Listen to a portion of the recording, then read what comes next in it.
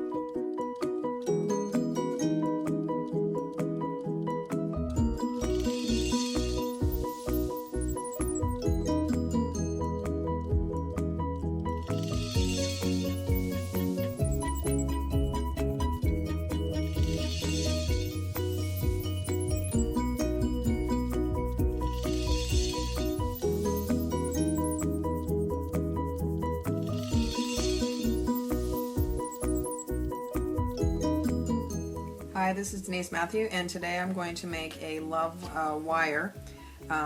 I guess you could call it a pendant that you can put on a piece of chain, and you can wear it as a necklace.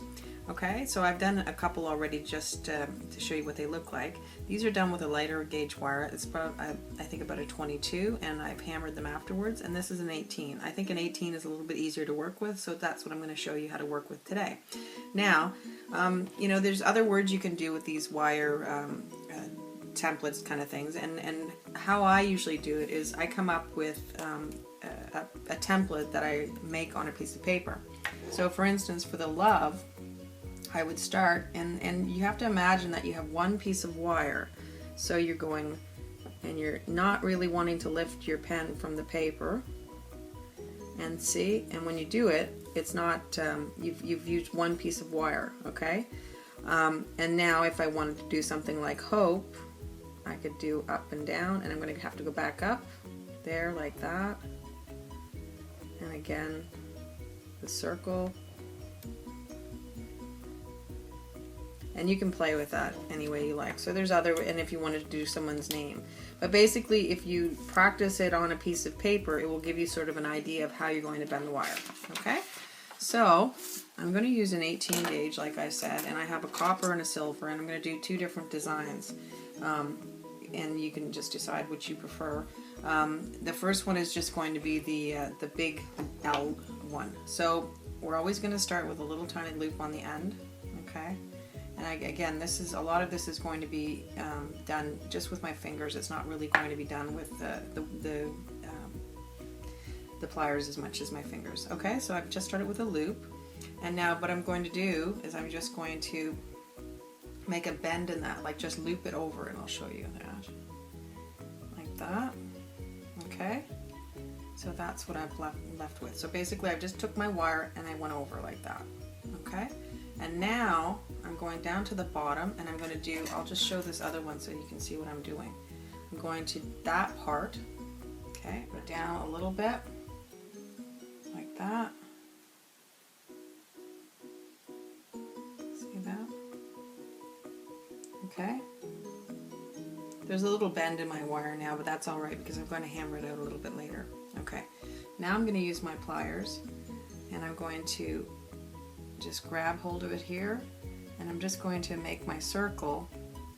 And I'm not actually wrapping around the plier ends. I mean, you could if you wanted to, but I'm guiding it, so I'm just sort of guiding it around like this.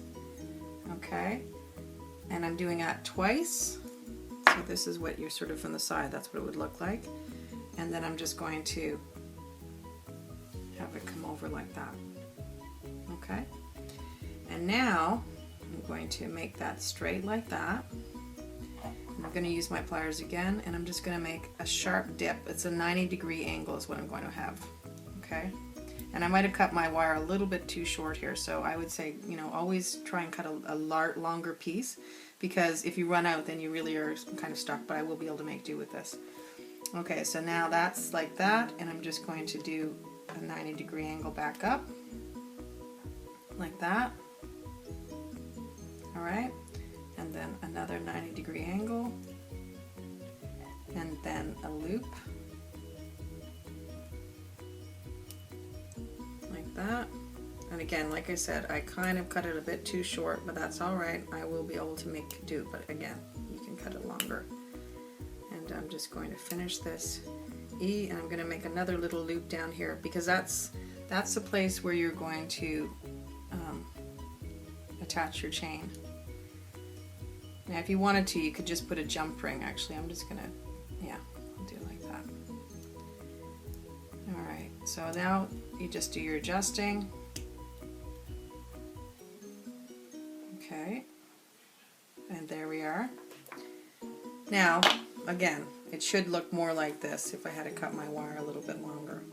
And I mean, I had about 6 inches, so I need probably about 8. Okay, and then after that's done, take my block, my hammering block, and first of all I'm going to texturize it with the ball peen side. And this is going to move your wire a bit, so you have to be gentle with this. And notice that little curl I have there, I'm going to hammer that out. And you don't have to do this step. If you prefer, I'll show you another method to finish it. But if you notice, this kind of came out of place, so I'm just going to take that back in and bring that back into alignment. Okay, you still have a little bit more wiggle room here before it gets too stiff. Okay, and now I'm going to take the other side and I'm going to flatten it. And this is just finishing up the hardening aspect of things. Because when you have a charm that you're going to put on a necklace or a pendant, you don't want it really to be stretching. So if you notice, it's quite stiff now, so I've work hardened that pretty good.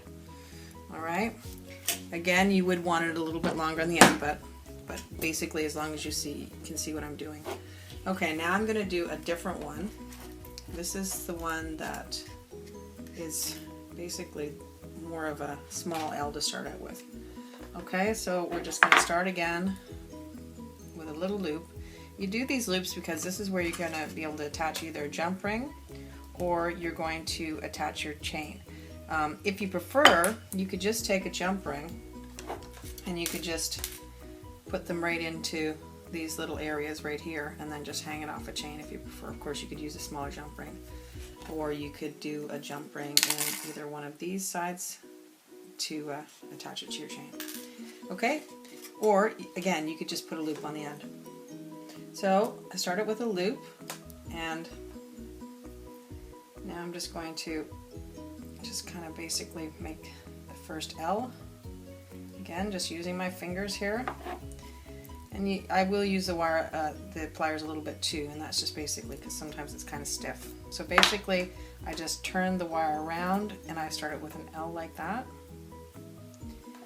Again, I'm going to start with the circle, which is your O, and I'm going around a few times. Just kind of straighten that out.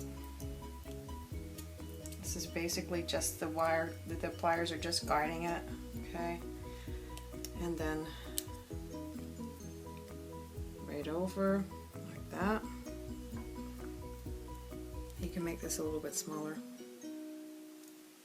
for a different look. Then you're going to do a 90-degree angle down and then up. If you want to make it a little sharper, you can squeeze with your pliers right about here.